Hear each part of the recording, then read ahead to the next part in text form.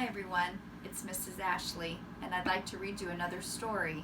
This is one of my children's favorite books. It's called Christina, Katerina, and the Box. It's written by Patricia Lee Gausch and illustrated by Doris Byrne.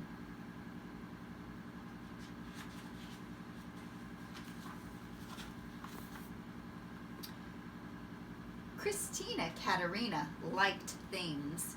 Tin cups and old dresses, worn out ties and empty boxes. All of those things, but mostly boxes. Hat boxes, bakery boxes with see-through lids, shoe boxes. Best of all, she liked big boxes. So she was happy indeed one sleepy summer day when even her sometimes friend Fats Watson was out of town to see a truck deliver a great tall box. It came on a refrigerator. "Oh, how grand and new," Christina's mother said, looking at the refrigerator. "Oh, it is. Oh, it really is," says Christina, looking at the box. And she quickly claimed the box for her own and dragged it under the apple tree.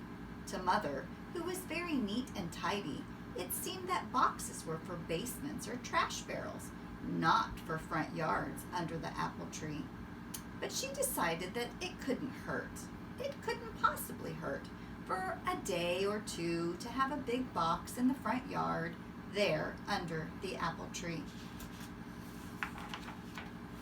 That afternoon, Christina's father cut a window and a door in the box, and Christina painted on turrets and a drawbridge and bolts for the door, and the box became a castle. Inside she put sticks on the window for iron bars, and she brought in all of her cups and saucers and a lot of fig Newtons in case there was a battle and she couldn't get out. For 2 days, she and her bears lived and played in her castle peacefully. Until Fats Watson came home. He sneaked into her castle while she was out to lunch and ate all of her fig Newtons. And she locked him in until he hollered, "I'm sorry," 15 times. When she finally let him out, Fats gave Christina's castle a kick, and over it went, smack on its side. Mother came out and saw the fallen box.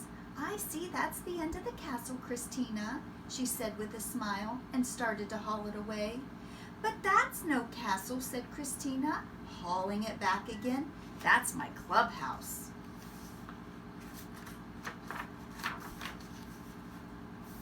And it was, for 3 long days, right there under the apple tree.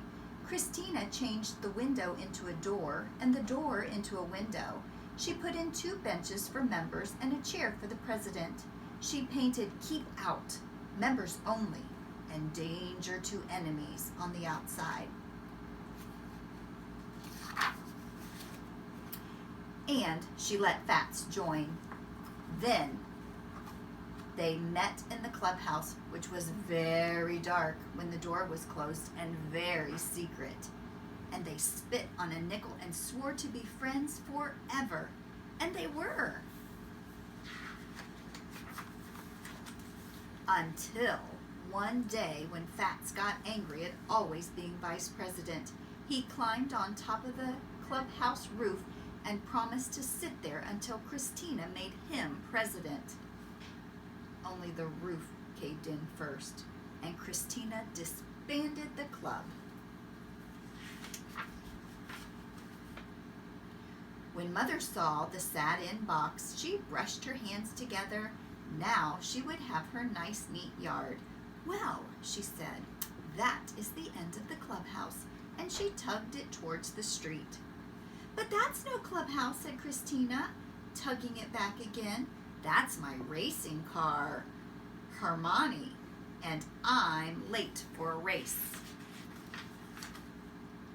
Before speeding off, Christina put the top on the bottom, turned the window into the cockpit, and the sides she painted 2 magnificent curling silver horns, which she blasted at Fats every time she rounded the apple tree. For 2 days, she raced around the yard and won every time.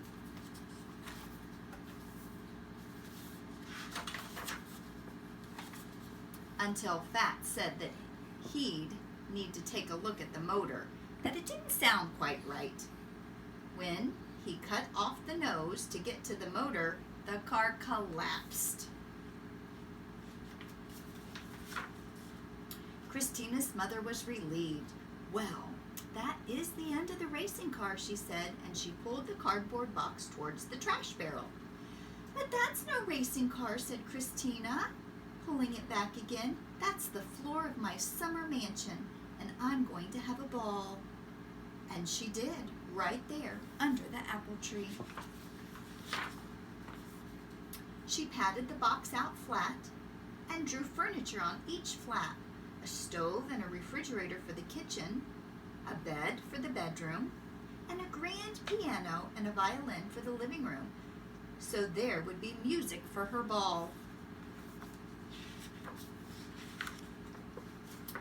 She and her bears and Fats dressed up in gowns and high heels, and they invited kings and queens and some presidents and one vice president to come.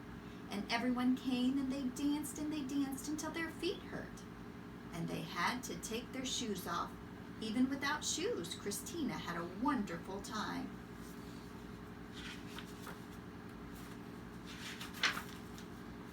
Until Fats decided that the floor needed scrubbing.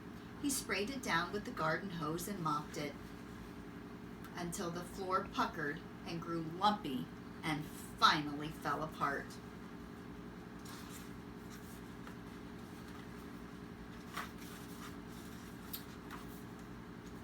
When Mother came out a little later, she looked at her front yard. She shook her head and said, "Well?" And then she said, "Is that the end of your grand floor?" "What floor?" said Christina, who was running by. "Oh, you mean that old ragged box? Oh, let's do throw it away." Mother breathed a sigh. At last she would have her nice yard. "But quick," Christina said.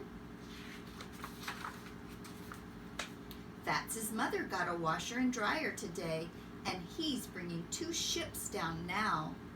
I said my mother wouldn't mind a bit if we sailed them here in our front yard, right under our apple tree. I hope you enjoyed the book today, and if you have a box at home, what kind of things could you make?